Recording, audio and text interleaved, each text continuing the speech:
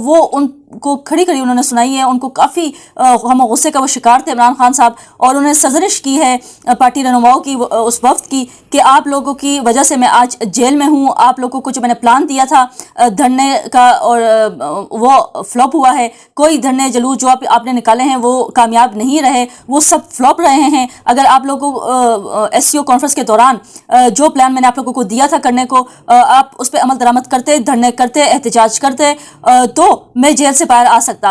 لیکن آپ لوگوں نے اس پلان پہ عمل نہیں کیا. آپ لوگوں کی کارکردگی زیرو رہی ہے. آپ لوگوں نے کوئی جلسے جلوس, کوئی ایس سی او کے دوران کوئی احتجاج وغیرہ نہیں کیا, تو اس وجہ سے میں جیل میں بیٹھا ہوا ہوں. اور ساتھ ہی ساتھ عمران خان نے کہا کہ آپ لوگوں کا مجھے کوئی فائدہ نہیں ہے.